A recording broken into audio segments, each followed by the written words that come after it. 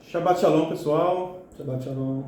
Olá, como prometido, né? Hoje a gente vai fazer um estudo da nossa Parashá semanal, mas a gente vai fazer hoje de uma forma diferente, né? A nossa ideia era fazer uma transmissão ao vivo, né, João? Mas aí, a gente, por questões técnicas aí do YouTube, nossa conta não estava disponível ainda para fazer transmissões ao vivo. Então a gente está gravando essa transmissão, mas em seguida, assim que terminar, a gente carrega lá no canal do YouTube, né? A gente pode até talvez tentar jogar direto, eu consigo extrair o áudio dessa conversa também, jogo lá, a gente divulga da melhor maneira que for, para todo mundo poder assistir aí e ouvir aí o que a gente tem para comentar sobre a Parashá desta semana.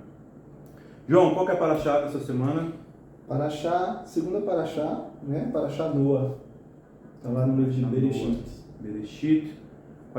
Corresponde a quais textos? Bereshit 6. Capítulo 6, versículo 9, até o capítulo 11, versículo 32. Ah, beleza.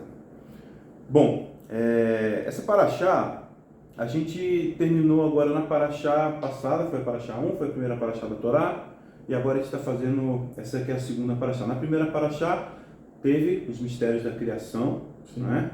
E milhões de anos resumidos em versículos, né?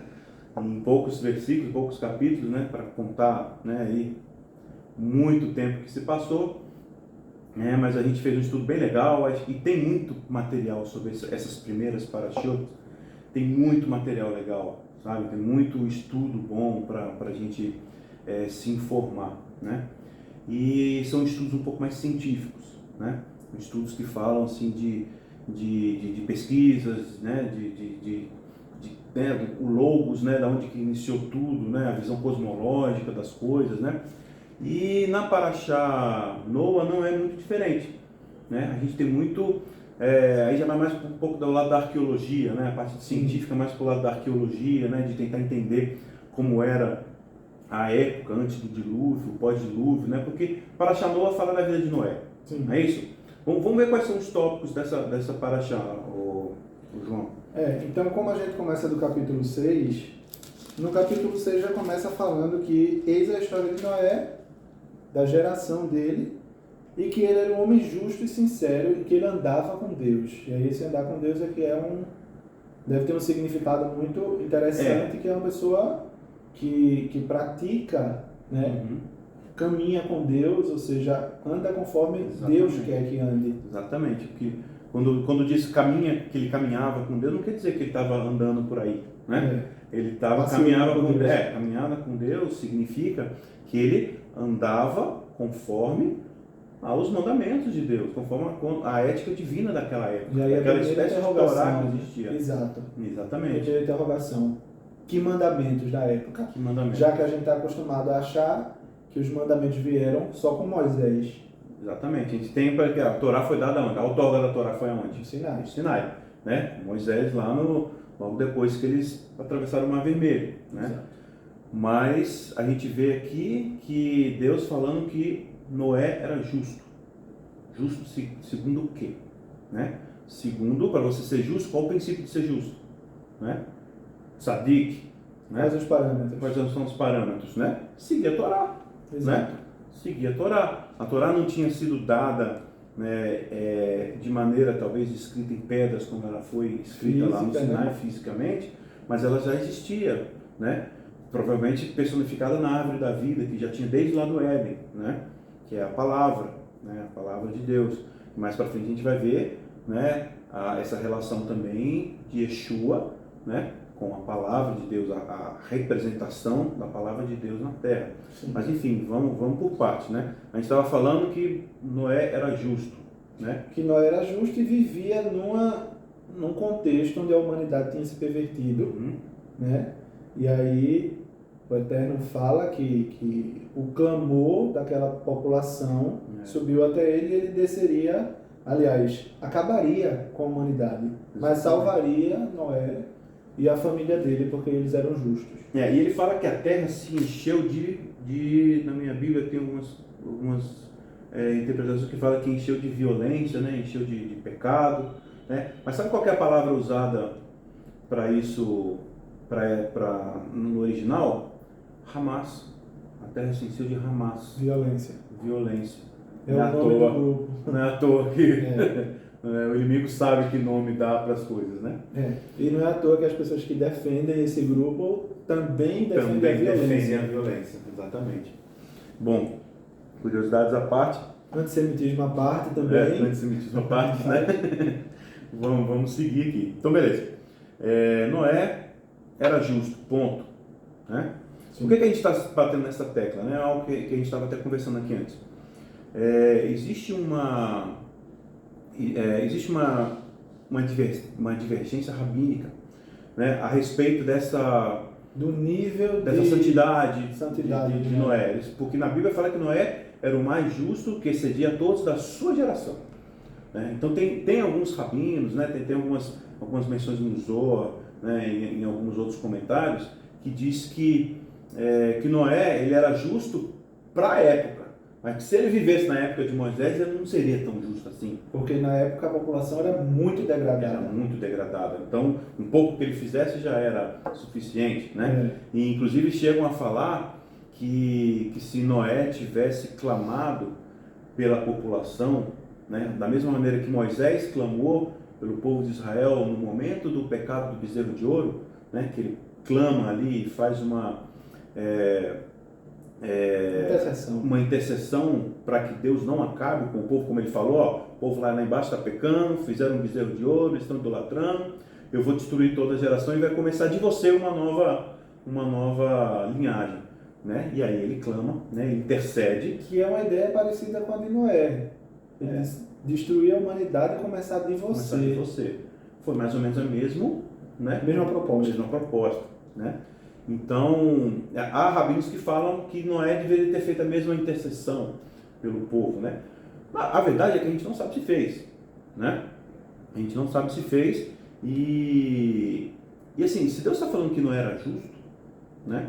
É porque ele era justo, né? Esse conceito de Torá, né, que tinha na época de justiça, né? Se você levar em consideração que a Torá foi dada só no Sinai, você pode até pensar nisso. Mas se você pensar que a Torá já estava lá desde o Éden, né,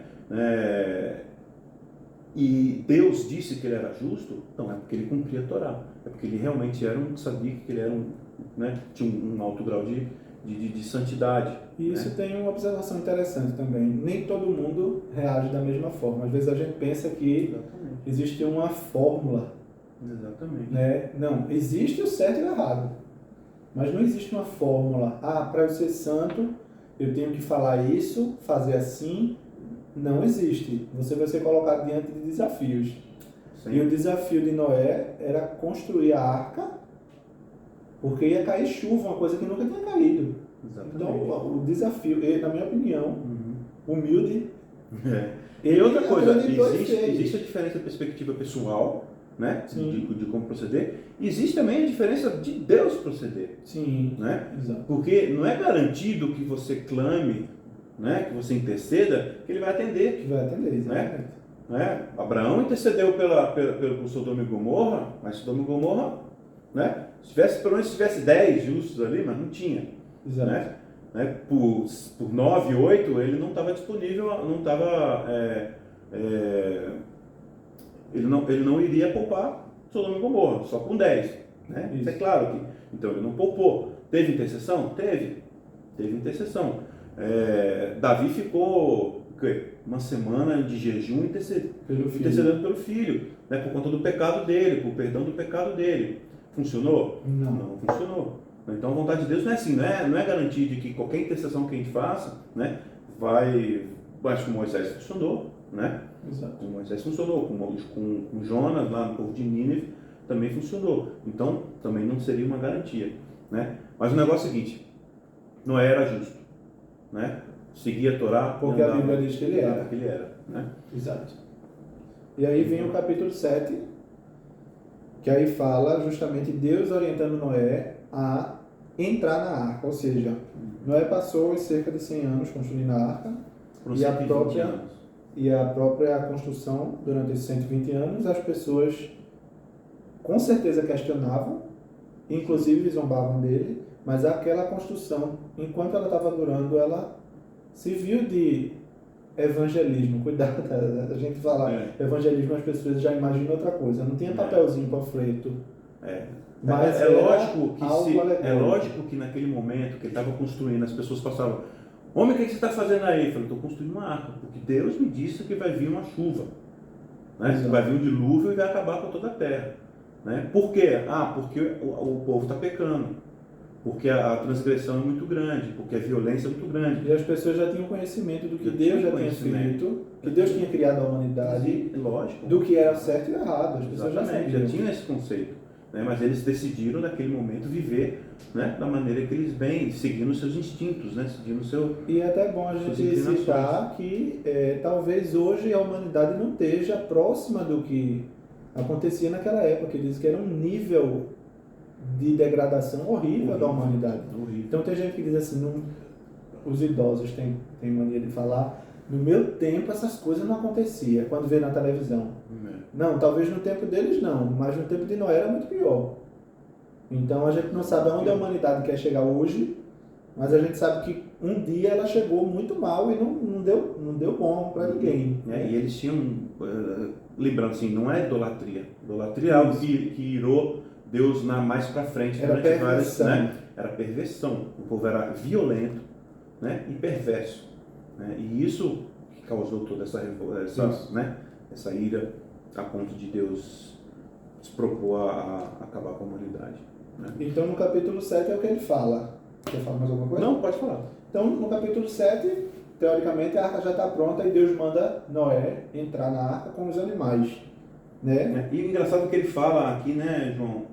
Você que é arquiteto, eu acho que vai gostar disso. Ele fala exatamente as medições, né, de como deveria. E você sabia que até hoje, na indústria naval, eles usam essas medições?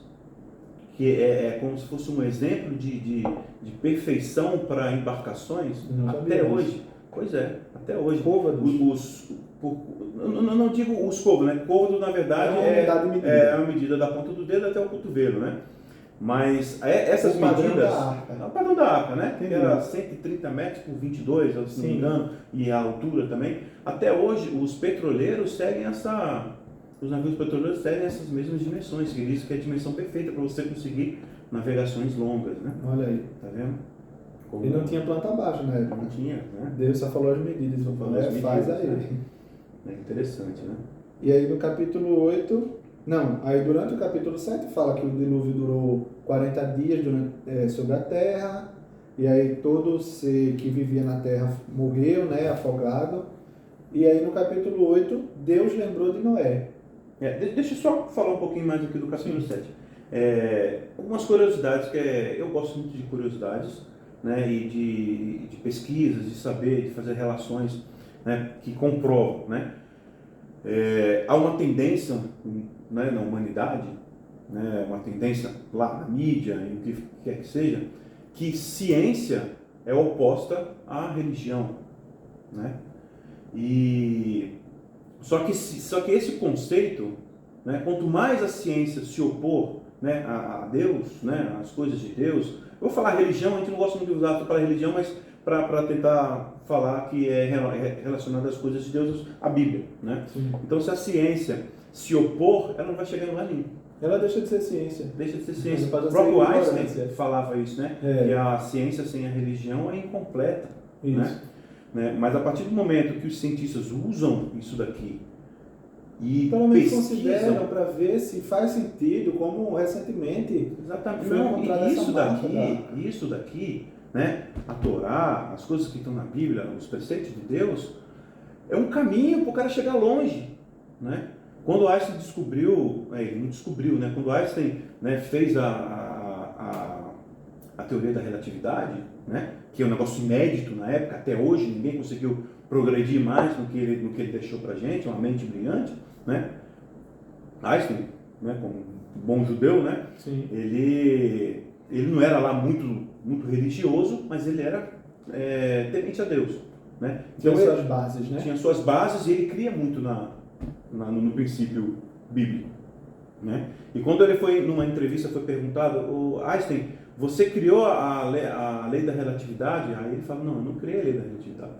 Né? Eu tive uma centelha, né, divina, abençoada, eu consegui entrar um pouquinho na mente de Deus e descobrir o que ele criou. Né? Interessante, né? E até hoje então, é um cara super renomado e reconhecido. Super renomado, super reconhecido, tanto ele como a esposa dele, né? Que ajudou muito ele a fazer a teoria da relatividade. O que eu queria falar mesmo é de algumas curiosidades, que esse evento da Arca de Noé, ele é muito subvalorizado, né? Dentro dos meios cristãos, dentro das religiões. Geralmente é conto para criança. Isso. Né? Põe aqueles bonequinhos, bichinhos, entrando na arquinha, a gente não sei o que. Shalom com os bonequinhos, né? Você lembra? É sempre esse negócio de criança, tá? Porque eles não dão muita importância a esse evento. Né? Não se aprofundam. Né? Porque eles acham que é uma maneira lúdica da Bíblia falar, sabe? Então eles tentam relativar tudo e tal. Mas existem vários estudos científicos que comprovam o dilúvio. Né? Por exemplo, você sabia que não existe árvores no mundo vivas hoje, mais velhas do que 4.400 anos? Não sabia. Não existe. Todas as árvores, não tem nenhuma árvore mais velha do que 4.400 anos, que bate com o dilúvio, há 4.400 anos atrás. Que todo ser que diz que tem fôlego, então a árvore tem fôlego. Todo ser foi destruído, a terra foi toda destruída. Isso. Né? E cientistas, eles veem a estrutura de uma sequoia, por exemplo, que é aquela maior árvore que tem, né? E com a estrutura de uma sequoia, ele diz que poderia ser uma árvore eterna, pela estrutura que ela tem. Né? Poderia viver milhões de anos. Mas não existe nenhuma árvore com mais de 4.400 anos. Isso é um relato, né? Uma prova de que realmente houve o dilúvio. Né? Outra coisa, escavações no Everest acharam fósseis marinhos. No Everest? No Everest. Nossa. Quantos metros tem o Everest? 8.000 metros, 7.000 metros, não sei quantos metros. Essa é a mínima ideia. Né? Mas é muito alto. Como é que foi parar um osso de um peixe lá em cima? Exato. Né? E uma curiosidade, a gente estava falando sobre Alto da Sé esses dias, um amigo meu, ele tem um outro amigo, acho que eu comentei isso na Paraxá no ano passado, ele tem um outro amigo que tem uma casa lá no Alto da Sé. E ele precisou fazer uma escavação por algum motivo de alicerce da casa dele, então ele precisou fazer uma escavação um pouco mais profunda. E no Alto da Sé ele achou um monte de concha, quando ele começou a escavar. Será? Olha aí. Né? Mais um indício, né? Mais uma prova, né? A única maneira de um fóssil de ser marinho, né? Não é nem que é do rio, não é do mar, né? Ter sido encontrado lá em cima do Everest se for tudo perto, né? Foi encontrado também no sertão, né? 600 quilômetros de distância da costa, né? Foi encontrado fósseis de crustáceos lá, né? Em escavações, né? Lá no sertão. Então é mais um indício, né? Então essas são algumas das teorias, né, de científicas, né, que comprovam, né, não sei se é algumas curiosidades, né, não é tão importante assim, mas é que a gente gosta né, é uma maneira de a gente seguir a ciência, né, de acordo com o que está indicando, né, usando a Bíblia como caminho. De forma sóbria, né, porque a ciência ela vem de Deus, e Provérbios diz que não há conselho nem sabedoria e nem entendimento contra o Senhor. Então, se a ciência que vem de Deus se opõe a ele, na hora ela é cortada, ela para de ser ciência. Exatamente. Então, a partir do capítulo 8, Alex, é interessante porque já fala que Deus lembrou de Noé, e aí, no 17º dia, capítulo 8, versículo 4, no 17º dia do 7º mês, interessante, né? Está mais ou menos nesse período que a gente está, depois do Sukkot.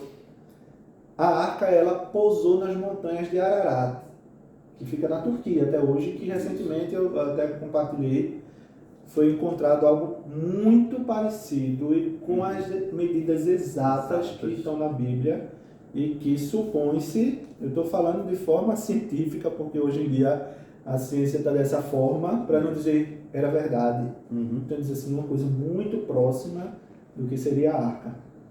E uma coisa que eu achei interessante também para curiosidade é que nesse capítulo 8, Moisés solta uma pomba, e essa pomba para procurar um local de pouso, para ver se algum local já tinha baixado. Se sobressaído das águas e a água tivesse secado. E quando a pomba volta com um ramo de oliveira no bico, aí ele entende que a água realmente está começando a baixar. E aí eu também compartilhei um dia desses sobre esse ramo de oliveira, né? Sobrenome tão interessante aqui no Nordeste, no Brasil, oliveira. Por que uma oliveira? Por que um galho de uma oliveira? Então, essa mensagem, ela dava uma, né? Não é dizendo é por isso, é suposições. Sim, lógico. Interessante, totalmente interessante. A oliveira, ela produz a azeitona e o azeite, o óleo. O óleo, ele não se mistura na água. Tá, João, mas e por quê? O que é que tem a ver? Antes do dilúvio, a perversão era tanta que os homens se misturavam entre si de todas as formas que você pode imaginar, de prostituição, inclusive com animais, e animais com outros tipos de animais. Até os animais, eles seguiram essa perversão por causa da humanidade. Há estudos que falam que os animais não tinham a mesmo temperamento que tem hoje, né? Sim. O leão não era muito agressivo, o tubarão não era agressivo. A gente vê que foi um evento que mudou totalmente a estrutura da Terra na época. Inclusive sobre as alturas das pessoas que a gente estava comentando. Sim. As pessoas deviam ser mais altas. Porque antes do dilúvio existia uma camada, a nossa camada hoje, que é a camada de ozônio, né? Ela é uma camada de água. Então essa camada de água, ela protegia muito mais do que a camada de ozônio protege. Então, fôlego do pulmão. Então o clima no mundo, ele era um só. O mundo inteiro era o mesmo clima por conta dessa camada. O que dividia era dia e noite, né? Mas o clima era um só. Não chovia também. Também não chovia, não tinha chovido, né? Outra coisa, escavações nos polos, né? Pesquisas que fizeram nos polos, indicam uma possibilidade que no passado os polos seriam tropicais. Isso hoje, pesquisas e estudos hoje. Mais um indício de que as coisas, né? Mudaram, né? E que aconteceu o dilúvio. Né? A partir do momento que a água de cima cai, né, sobre a terra e não tem mais, ela não volta para lá, né? Ela fica. Hoje a gente só tem a camada de ozônio para proteger a gente, por isso que tem tanta diferença climática dentro do nosso país, do nosso mundo, né? E tem outros estudos também que falam que no centro da Terra, não é bem no centro, a 600 quilômetros de profundidade da Terra, existe uma quantidade de água maior do que a água que já existe nos oceanos. Ou seja, durante o dilúvio, não foi só chuva, veio água de baixo também. Essa água que estava lá, por alguma coisa, as crostas se abriram e essa água subiu. A água de cima caiu, a água subiu. Dizem que teve erupções vulcânicas, teve chuva de meteorito. Então foi um negócio tremendo, muito violento, muito devastador que aconteceu, né? E a gente ainda vai comentar o que é que a nova aliança vê sobre isso, quando Yeshua diz que como foi nos dias de Noé. Mas a gente ainda vai chegar lá. Então, primeiro tem uma outra aliança que acontece aqui, né? Tem, exato. Depois que ele desce da arca, como é que é a aliança que ele faz com o que Deus faz com... É uma aliança que hoje também foi pervertida, porque o símbolo... Não, a princípio ele fala que não iria mais destruir a terra. Né? Ele dá o sinal. Em sinal disso, né, que deu o arco das nuvens. Que não é arco-íris. Quem é íris? É o arco. A gente não sabe quem é, a gente sabe que íris é uma divindade, né, pagã, né, que pegou esse nome. Na Bíblia, no original, eu pegar algumas Bíblias está escrito arco-íris, mas no original está escrito arco das nuvens. Isso. Né? Então toda vez que a gente vê um arco-íris lá, a gente lembra que Deus não vai mais destruir o mundo com o dilúvio. Exato. Né? Então, eu estava falando do fruto da oliveira. O óleo ele não se mistura com água, e assim como os animais e os seres humanos se misturaram no sentido de se perverter, aquele galho de oliveira significava que a partir dali não iria mais haver esse tipo de mistura. A partir de Noé, Deus estava dando aquela mensagem, assim como o óleo, se for jogado nessa quantidade de água, ele vai boiar, né? A salvação de vocês está em não se misturar, não se perverter. Não perverter a unidade, aquilo que Deus deu de único para nós como seres humanos, e que cada pessoa tem. porque cada um é diferente. Então a gente não tem que buscar se envolver com o outro, se tornar um com o outro e com o outro. Seja imissível, né, ao mundo, né? Sim. Que água e óleo são imissíveis, Isso. né? Tem que ser imissível, ser diferenciado, né? Exato. E você vê que a bolha de óleo, ela fica intacta. Ela fica uma bolha em cima da água. E tem que se juntar, né? Não ficam várias bolinhas, tem que se juntar. Exato. Uma única... Aí já tem um baita de ensinamento pra gente. Então, capítulo 9 já tem interessante sobre a bênção de Deus sobre Noé, que você falou agora. O meu arco eu ponho nas nuvens, né? Para lembrar dessa aliança de nunca mais destruir a terra com água. Com água. Porque se Yeshua fala aqui como nos dias de Noé, então ele está citando que talvez, a gente espera que não, né? Depois a gente explica mais profundamente que essas profecias, elas são feitas para não serem cumpridas. Se a humanidade se arrependesse e voltar para Deus. Exatamente. Mas se ela teimar em fazer a mesma coisa, vai ser triste. Exatamente. Mas queiramos nós estar dentro da arca, da próxima arca. E sejamos aqueles 10 justos, né? Para poder interceder, né? E fazer, Deus está disposto a não fazer isso novamente, né? É pelos justos que ele não faz isso, não é pelo... Exato.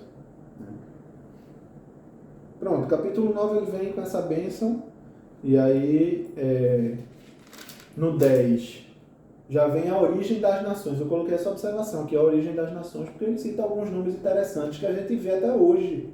Espanha, né? Sefarad, Nínive, que é na Síria, para quem não sabe, atual Monsul, que teve sob domínio do Estado Islâmico, Babel, né, que é a futura torre da confusão. Então tem vários nomes.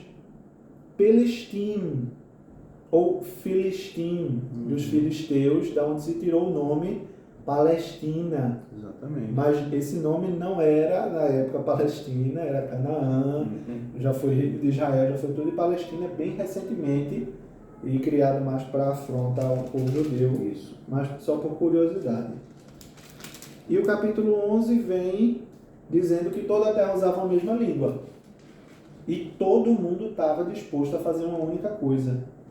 Falava a mesma língua, queriam fazer aquela torre para chegar ao topo, né, a sede de poder, talvez liderados por... Vendo a história, a gente vê, né? O povo, a humanidade foi destruída, né? Se recriou através da linhagem de Noé, né? Noé com seus 3 filhos, Noé com seus 3 filhos, né? E aí a terra se populou novamente, né? E voltou a pecar, né? 300 anos depois, não demorou muito não. Demorou muito não, já estava ali construindo essa torre, né? Querendo competir com Deus, né? Querendo ser...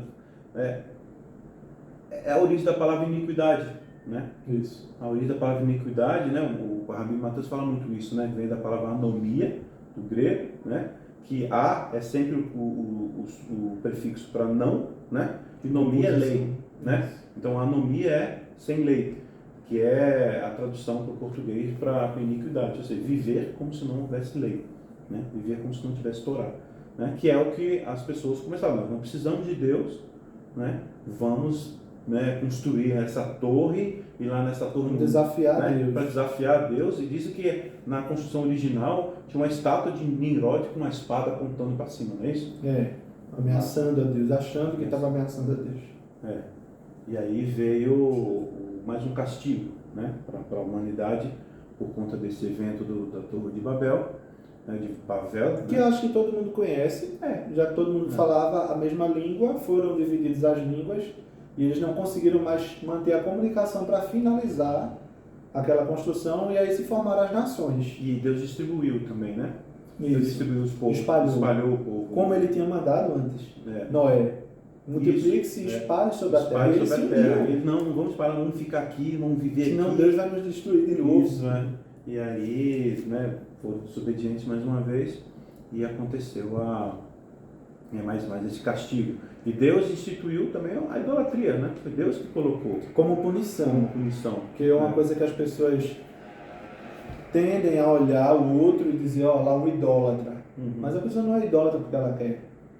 Isso, mas Ela é porque alguma porque ela coisa tá dentro presa. dela prende ela Ela àquilo, está né? cativa daquilo. Então, se você não é idólatra, primeiro louve a Deus, segundo, ore pela pessoa e terceiro, seja exemplo. E nunca chegue dizendo que isso é um demônio. Exatamente. Né? Porque para a pessoa não é o demônio. Aquilo é o que ela conseguiu captar de bom. Ela acha que aquilo é bom, ela não está com maldade. Exatamente. Muito bem. E esse foi o último capítulo, né? Isso. Se a E gente termina. for ver o significado, né, na Nova Aliança, então a gente pode ver dois textos bem interessantes, Uhum. né, e que fazem um paralelo com a eu ia falar a Torre de Noé. Não existe, tá, gente? A Torre de Babel, na ordem, a Arca de Noé e a Torre de Babel. Então, sobre a Arca de Noé, lá em 1 Pedro,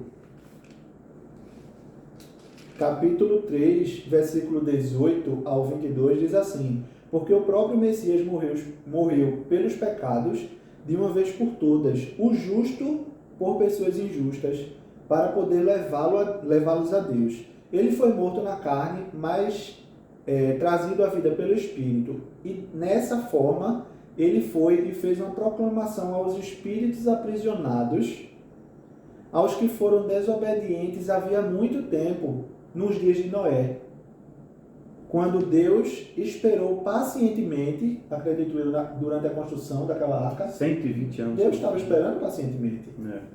Né? Porque as pessoas podiam olhar e dizer, Noé, esquece, está demorando. 100 anos já passados. E eles não sabiam que Deus estava sendo paciente com eles. Né?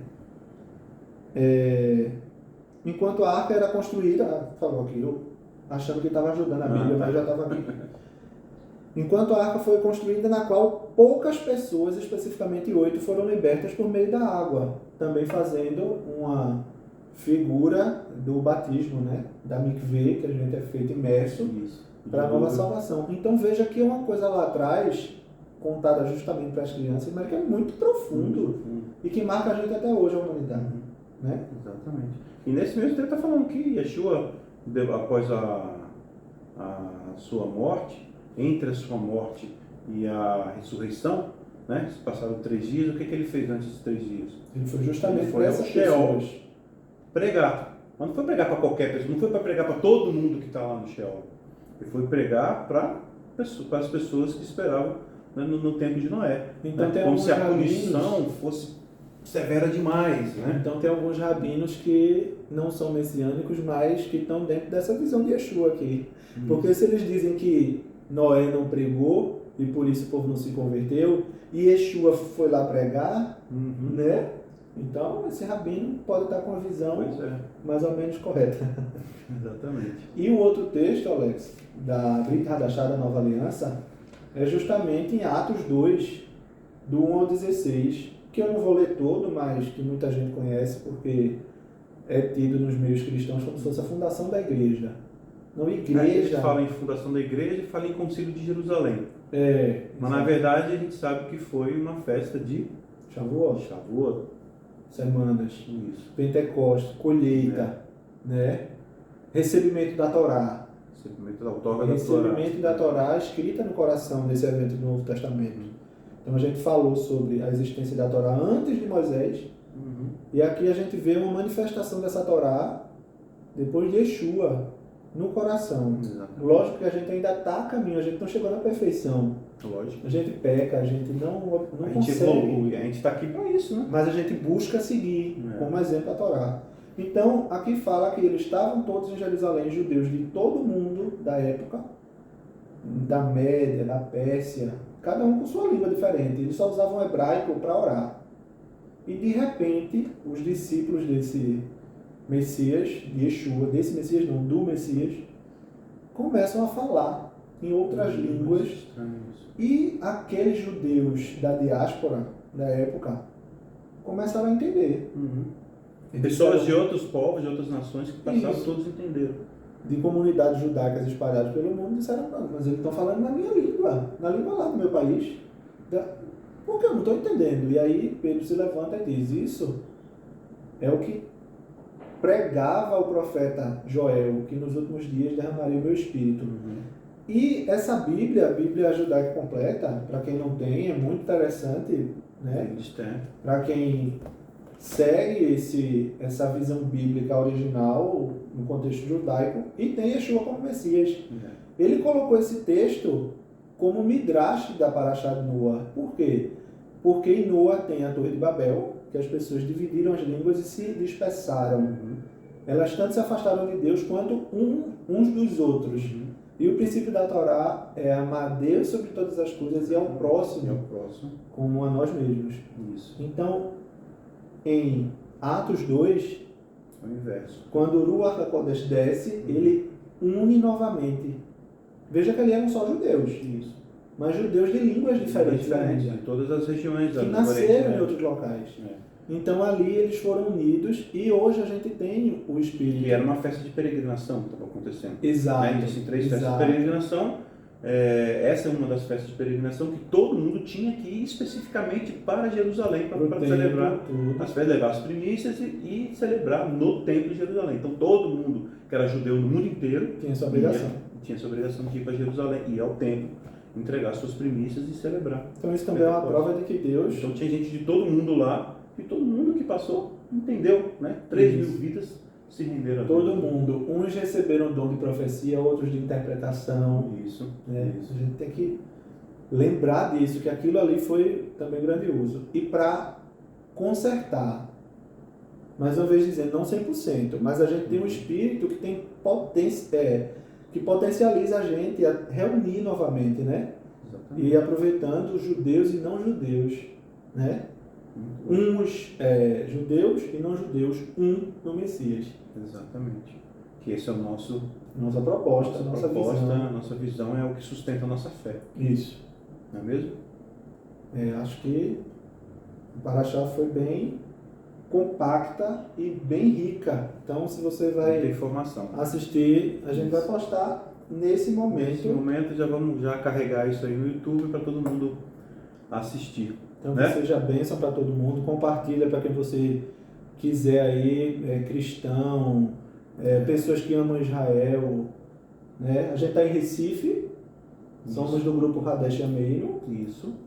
E, enfim, entre em contato, comente no vídeo, no YouTube e vamos manter esse contato, essa ligação.